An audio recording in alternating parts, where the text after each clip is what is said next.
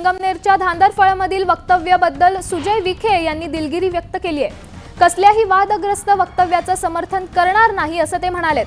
ज्यांनी वक्तव्य केलं ते सध्या जेलमध्ये आहेत असं सुजय विखे म्हणालेत। दरम्यान या वक्तव्यानंतर ज्या महिला कार्यकर्त्यांना मारहाण करण्यात आली आहे या संदर्भात कोण माफी मागणार असा सवाल देखील सुजय विखे यांनी विचारलाय। सध्याच्या घडीची महत्त्वाची बातमी आहे। माझ्या व्यासपीठावर एका 75 वर्षाच्या ज्येष्ठ नागरिकांनी असं वक्तृत्व करणं हे निंदनीय आहे आणि म्हणून आज तमाम जनतेच्या समोर माझ्या व्यासपीठावर झालेल्या घटनेचा मी निषेध करतो आणि माझ्या परिवाराच्या वतीने दिलगिरी देखील व्यक्त करतो। पण जर आज माझ्या मनामध्ये तो मोठेपणा असेल की मी माझ्या व्यासपीठावर झालेल्या घटनेची दिलगिरी व्यक्त करत असेल तर मला आज या संगमनेर तालुक्यामध्ये पाहायचं आहे की जसं त्या ठिकाणी व्यासपीठावर एका मुलीला वादग्रस्त विधान करून चुकीचं बोललं गेलं त्याच्या 1 तासानंतर या संगमनेर मध्ये गाडीमध्ये आल्या आमच्या आदिवासी आणि मागासवर्गीय समाजाच्या भगिनींना या तालुक्याच्या आमदारांच्या दारुड्या कार्यकर्त्यांना हाताने ओढून काढलं। त्याची दिलगिरी कोण व्यक्त करणार? इतर महत्त्वाच्या वेगवान स्वरूपातल्या बातम्यांचा आढावा घेऊयात। दर्यापूर मतदारसंघातून उमेदवारी न मिळाल्याने काँग्रेसचे नेते गुणवंत देवपारेंनी बंडखोरी केली आहे। गुणवंत देवपारे अपक्ष निवडणूक लढणार आहेत। खासदार बळवंत वानखेडे यांच्यामुळे तिकीट कापल्याचा आरोप त्यांनी केलाय। चिंचवड विधानसभा मतदारसंघातून उमेदवारी नाकारल्यामुळे राष्ट्रवादीचे नाना काटे नाराज आहेत। अपक्ष उमेदवारी अर्ज दाखल करणार आणि निवडणूक लढणारच असा इशारा नाना काटे यांनी महायुतीला दिलाय। शिराळा मतदारसंघातून उमेदवारी डावलल्यानंतर भाजपचे नेते सम्राट महाडिक आक्रमक झालेत। बंडखोरी करत अपक्ष निवडणूक लढण्याचा निर्धार सम्राट महाडिक यांनी केलाय। खेड आळंदी विधानसभा मतदारसंघातून उमेदवारी नाकारल्यानंतर शरद पवार पक्षाचे नेते अतुल देशमुखांनी मेळावा घेत शक्ती प्रदर्शन केलंय। यावेळी त्यांनी भोसरीच्या माजी आमदारांवर टीका देखील केली आहे। रामटेकमधील जागा ठाकरे गटाच्या विशाल बरबटेंना सुटली असताना आज काँग्रेसकडूनही या जागेची मागणी होतीये। त्यामुळे काँग्रेस कार्यकर्ता बंडखोरी करण्याच्या तयारीत असल्याची चर्चा सुरू आहे। चंद्रपूरच्या राजुरा विधानसभा क्षेत्रात भाजपची डोकेदुखी वाढली आहे। माजी जिल्हा परिषद अध्यक्ष देवराव भोंगळेंची उमेदवारी रद्द करून त्यांचं पार्सल परत पाठवा अशी मागणी स्थानिक आमदारांनी केली आहे।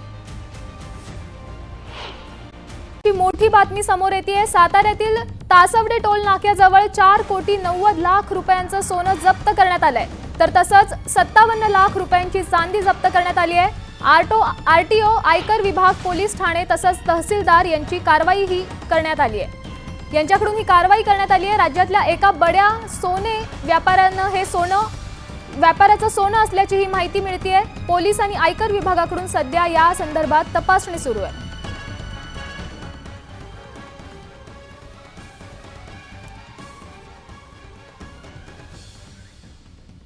बातम्यांच्या वेगवान आढाव्यांमध्ये विधानसभेसंदर्भातल्या बातम्या पाहूयात। शिवसेनेची दुसरी यादी जाहीर झाली आहे। दुसऱ्या यादीत 20 उमेदवारांचा समावेश आहे। अमशा पाडवींना अक्कलदुआ मतदारसंघातून तर राजेंद्र गावितांना पालघरमधून उमेदवारी मिळाली आहे।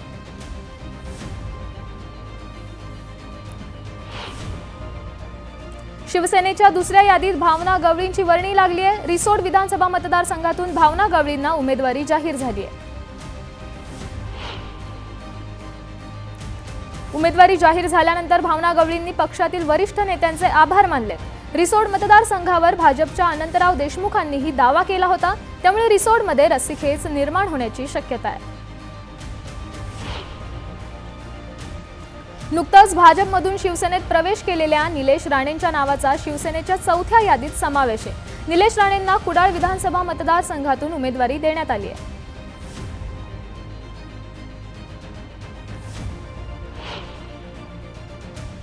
पालघरमधून खासदार राजेंद्र गावित तर बोईसरमधून माजी आमदार विलास तेरे यांना शिवसेनेकडून उमेदवारी जाहीर करण्यात आली आहे।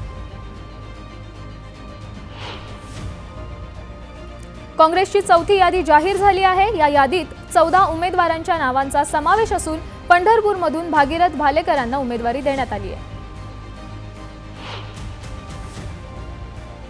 राष्ट्रवादी काँग्रेस शरद पवार पक्षाची तिसरी यादी जाहीर करण्यात आली आहे। दरम्यान माळशिरसमधून उत्तम जानकर, कारंजामधून न्यायक पटणी आणि मोहोळमधून सिद्धी रणेश यांना रमेश कदमांना तिकीट देण्यात आले आहे। परळीत राष्ट्रवादी विरुद्ध राष्ट्रवादी लढत होणार आहे। धनंजय मुंडेंविरोधात शरद पवारांच्या पक्षाकडून राजेसाहेब देशमुखांना तिकीट देण्यात आले आहे।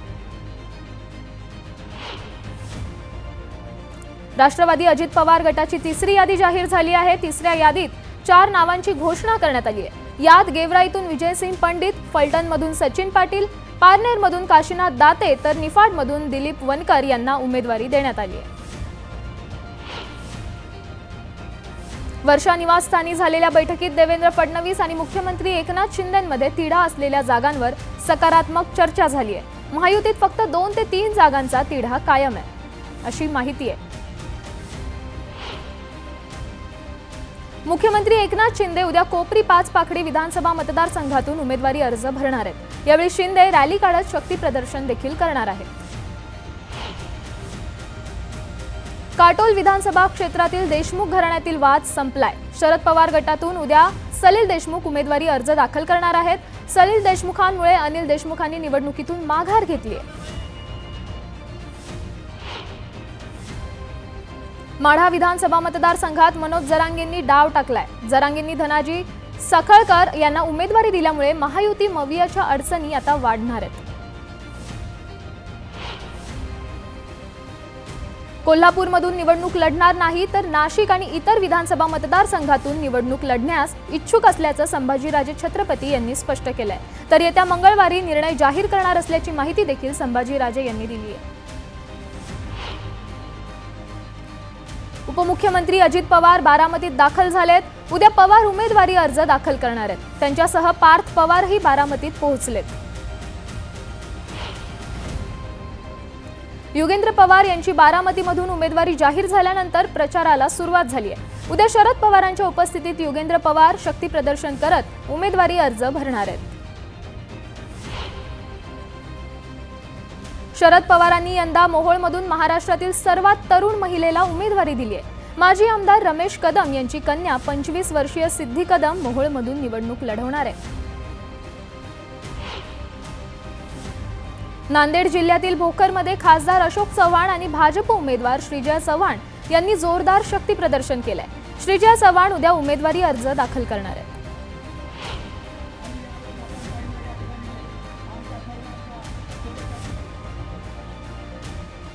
श्रीजया चव्हाण यांचा विजय म्हणजे विकासाचा विजय असल्याचं वक्तव्य चंद्रशेखर बावनकुळे यांनी केलंय।